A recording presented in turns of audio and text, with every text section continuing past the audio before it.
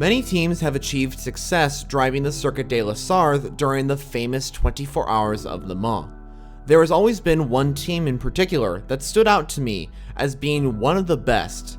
That's Audi, who have won 13 victories at the 24 Hours of Le Mans. In this video, I'll be going back through Audi's history at this famous race.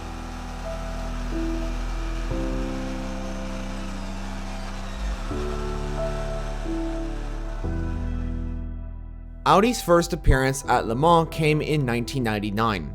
Looking to win, Audi brought two types of cars, two Audi R8R prototypes that were raced by Audi Sport Team Jost, and two Audi R8C prototypes run by Audi Sport UK.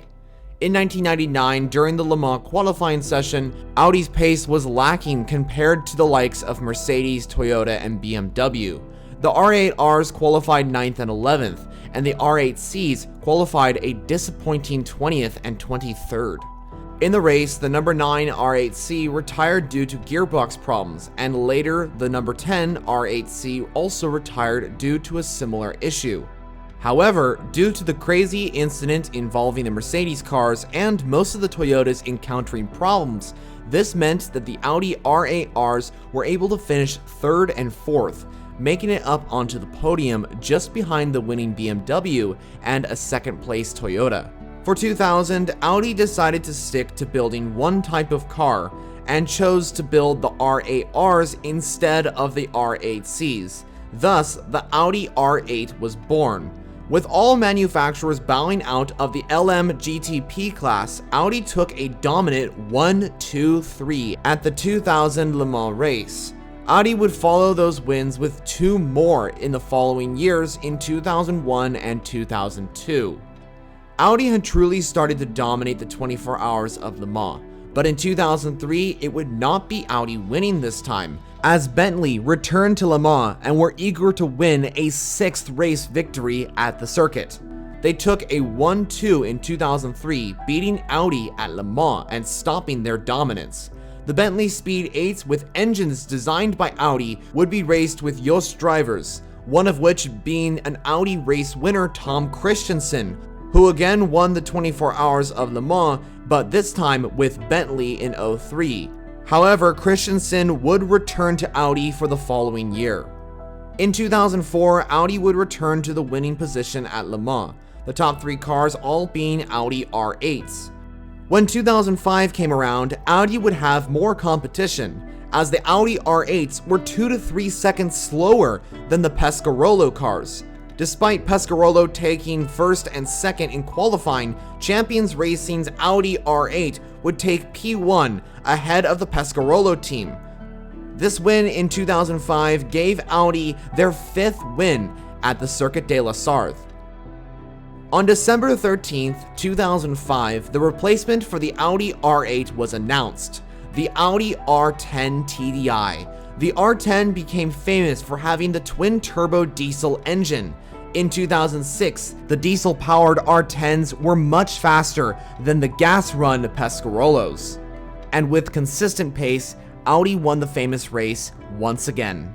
For 2007, a new competitor emerged. The French manufacturer Peugeot made their return to the Circuit de la Sarthe after being absent for over a decade, and were looking to win the race for a 3rd time. In my opinion, when Peugeot joined, the fight for the overall win at Le Mans got really interesting and made the battle between Peugeot and Audi epic to watch. For 2007, Peugeot put up a fight, but unfortunately for Audi, things did not go as planned. At the beginning of the race, the number 3 car crashed out, and towards the end, while leading, the number 2 car went flying off in a dramatic spin into the barrier, taking it out of the race. This was caused because of a loose wheel, which sent the car spinning. But Audi still took the win, with a surviving number 1 car to make it back-to-back wins for the particular Audi driver pairing. 2008 may be one of Audi's best performances at the 24 Hours. It all came down to the rain. The Audis were able to cope with the rain better and were reeling in on the Peugeots by 8 seconds per lap. Peugeot tried to fix the problem by adjusting the wings to have higher downforce on the cars. This did not prove effective for Peugeot. as the number 2 Audi eventually won the race, taking Audi's 8th win at Le Mans. For 2009, Audi were looking to win again, and they introduced a new car, the R15 TDI, but things did not go Audi's way as Peugeot beat them by taking first and second in the race. But in 2010, Audi returned to the top step of the podium as the number 9 car cruised to the win. 2011 came around, and this was another crazy up and down year for Audi at Le Mans. First off, Audi revealed another new car, the Audi R18. Peugeot would return and try and win again, but the Audi R18 was much faster. After qualifying on pole for the first time in a while, it looked to be going good for the German manufacturer. But drama struck. At the Dunlop corner, Alan McNish had a massive crash, causing the car to hit the barrier at intense speeds, putting debris all over the place. Miraculously, the driver was unharmed. Another crash happened in the night to the number 1 car. Audi couldn't believe that this could happen again, but it did. The driver was thankfully alright. The sole remaining number 2 Audi crossed the line in first, giving Audi another win at Le Mans. At the end of 2011, Peugeot would announce that they would not return to Le Mans for 2012. But the replacement for Peugeot ended up being a team that hadn't been at Le Mans for quite a while, the Japanese manufacturer Toyota, who entered in cars to try and beat Audi at winning Le Mans. Unfortunately for Toyota, Audi dominated again, winning 2012 and 2013, and the 2013 race would be won by Tom Christensen, who would pick up his final race win at Le Mans. 2014 saw the return of a well-known manufacturer, Porsche. When Porsche returned to Le Mans, that meant that there was 3 different manufacturers on the grid in 2014 competing for the overall victory. But Audi would beat Toyota and Porsche to win again at Le Mans, and this would be Audi's last win to date at the 24 Hours.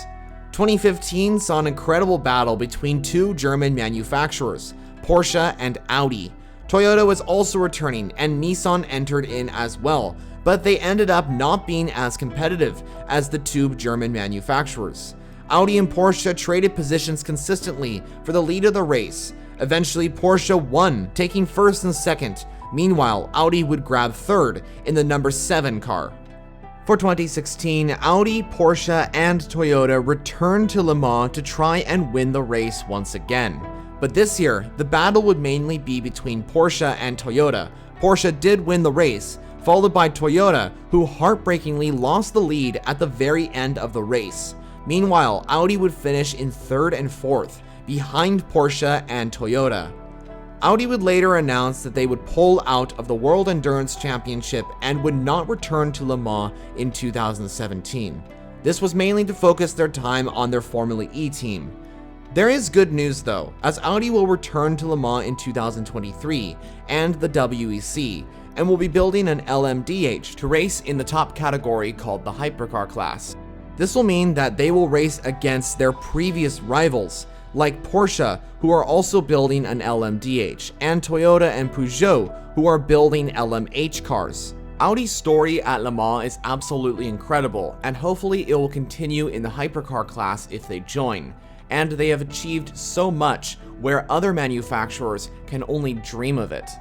By the end of 2016, they achieved 13 victories at the 24 Hours of Le Mans, which put them right behind Porsche for the all-time winners at the Circuit de la Sarthe. So that's the story of Audi at the 24 Hours of Le Mans. I hope you enjoyed that video, and thank you very much for watching. And please let me know your thoughts on Audi's career down in the comments.